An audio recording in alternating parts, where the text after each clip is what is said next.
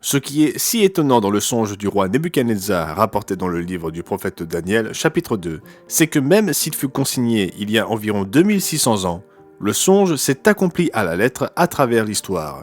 Mais il reste encore un aspect majeur de ce songe à se réaliser. Restez donc avec nous jusqu'à la fin de cette vidéo, car nous expliquerons non seulement les détails de ce songe déjà réalisé, mais aussi pourquoi cette prophétie est pertinente pour nous aujourd'hui. Et nous le prouverons directement à partir des pages de la Bible. Le chapitre 2 du livre de Daniel rapporte un songe que le roi Nebuchadnezzar fit la 2e année de son règne. Ce chapitre relate le songe et donne également l'interprétation. Nebuchadnezzar fut l'un des plus célèbres rois de l'ancienne Babylone. Vers l'an 603 avant Jésus-Christ, il fit un songe troublant qu'il voulait faire interpréter par ses conseillers, comprenant ses magiciens, ses astrologues et ses sorciers. Mais le roi ne voulait pas seulement qu'il donne l'interprétation, il voulait qu'il décrive d'abord ce songe et donne ensuite l'interprétation. Il savait qu'il pouvait se fier à leur interprétation si les conseillers étaient capables de lui raconter d'abord la vision qu'il eut en songe sans le leur révéler au préalable. Bien sûr, aucun de ses conseillers ne put le faire. Le roi prononça donc la peine de mort contre tous les sages de Babylone. Cependant, lorsque le prophète Daniel eut connaissance de la situation, il pria Dieu et lui demanda de l'éclairer, sachant que Dieu était capable de révéler le songe et son interprétation. Donc voici le songe du roi, puis nous verrons l'interprétation du prophète. Au verset 28, le prophète Daniel déclara « Il y a dans les cieux un Dieu qui révèle les secrets, et qui a fait connaître au roi Nebuchadnezzar ce qui arrivera dans la suite des temps. Voici ton songe et les visions que tu as eues.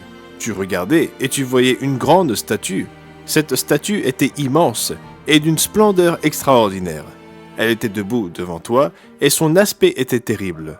La tête de cette statue était d'or, sa poitrine et ses bras étaient d'argent, son ventre et ses cuisses étaient d'airain, ses jambes de fer, ses pieds en partie de fer et en partie d'argile.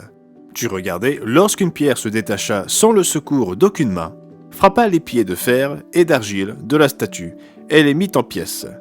Alors le fer, l'argile, l'airain, l'argent et l'or furent brisés ensemble et devinrent comme la balle. Le vent les emporta et nulle trace n'en fut retrouvée.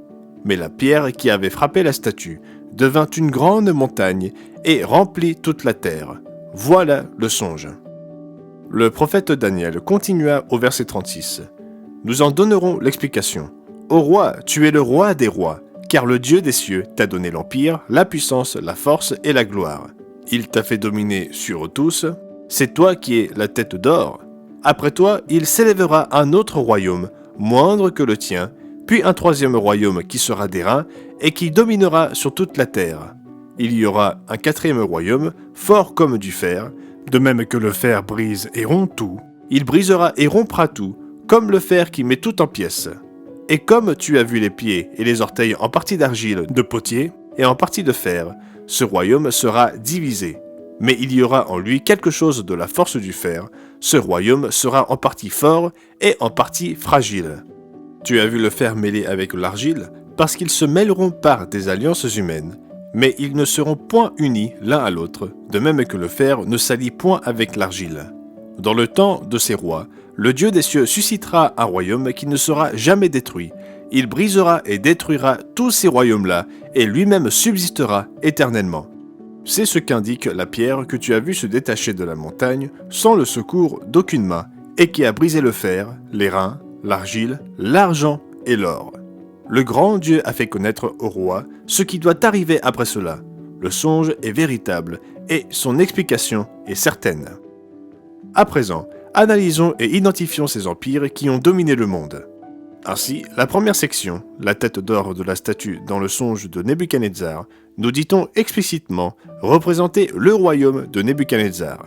Il s'agissait de l'empire néo-babylonien, également connu sous le nom d'empire chaldéen, allant de 626 à 539 avant Jésus-Christ. En ce qui concerne les autres empires, le chapitre 2 ne nous dit pas explicitement de quels empires il s'agit, mais les chapitres 5 à 8, ainsi que le livre de l'Apocalypse, nous en donnent une idée plus précise. Nous allons donc laisser la Bible s'interpréter elle-même et nous référer à ces autres chapitres pour trouver la réponse. La deuxième partie de la statue, la poitrine et les bras d'argent, désignaient l'empire suivant sur la scène mondiale. Il s'agit de l'empire des Mèdes et des Perses, qui domina de l'an 558 à l'an 330 avant Jésus-Christ.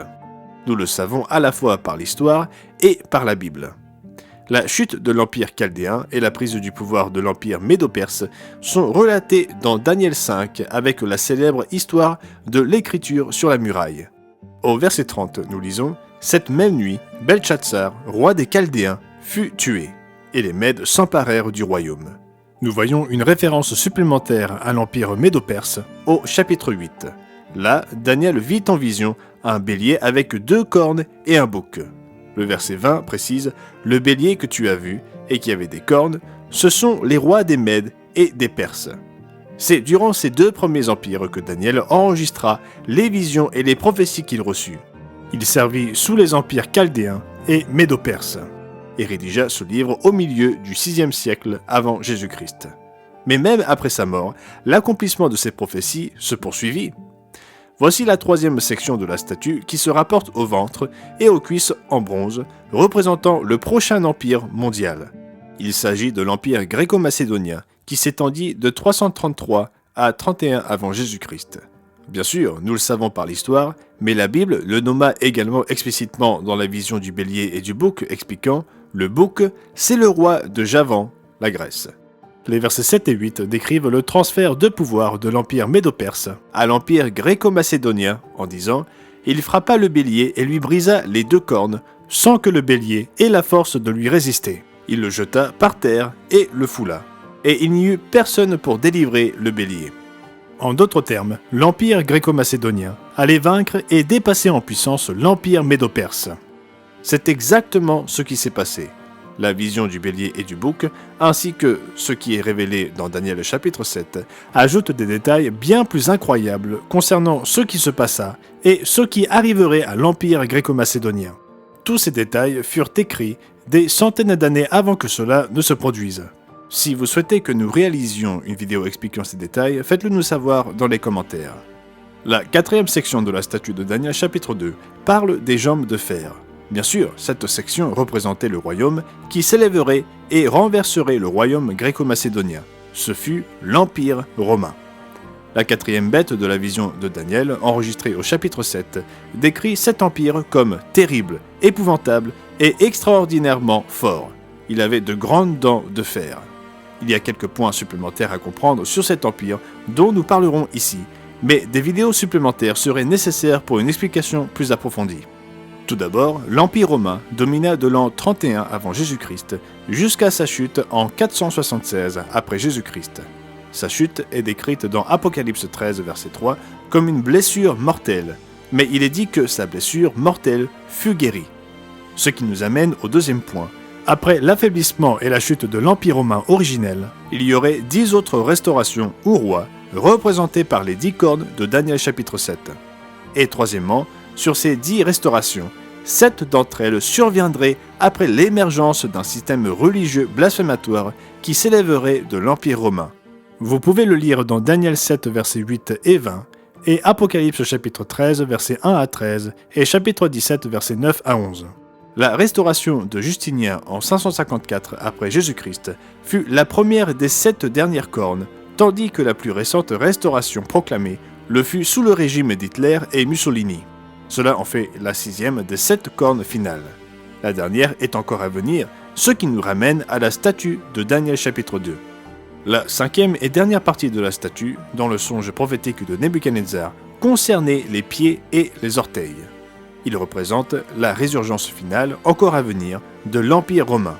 Les 10 orteils représentés dans Daniel 2 sont les 10 cornes dans Apocalypse 17, verset 12.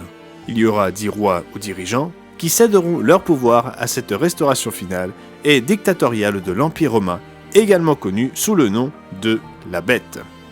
Apocalypse 17, verset 12, « Les 10 cornes que tu as vues sont 10 rois qui n'ont pas encore reçu de royaume, mais qui reçoivent autorité comme rois pendant 1 heure avec la Bête. » Nous voyons ensuite que ces 10 rois, ainsi que la Bête, combattront contre l'agneau et l'agneau les vaincra. Ils feront littéralement la guerre contre Jésus-Christ lui-même à la fin de notre ère. Cela nous ramène à la pierre qui se détacha sans le secours d'aucune main. Cette pierre, qui avait frappé la statue, devint une grande montagne et remplit toute la terre, représente le royaume divin. Et nous voyons que, dans le temps de ces rois, le Dieu des cieux suscitera un royaume qui ne sera jamais détruit. Le prophète Daniel conclut ensuite par cette déclaration au roi Nebuchadnezzar. Le grand Dieu a fait connaître au roi ce qui doit arriver après cela. Le songe est véritable et son explication est certaine. Entre-temps, vous pouvez commander notre brochure La Bête de l'Apocalypse, qui contient un tableau qui explique toutes ces informations en détail. Vous n'avez qu'à cliquer sur le lien dans la description pour la commander. C'est entièrement gratuit. Pour en savoir plus sur les événements qui précèdent le retour du Christ, il suffit de cliquer ici pour regarder la chronologie des événements de la fin des temps.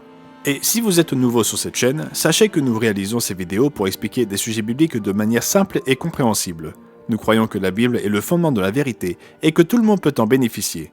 Donc donnez-nous un like et abonnez-vous à notre chaîne pour plus de contenu inspirant sur différents sujets bibliques.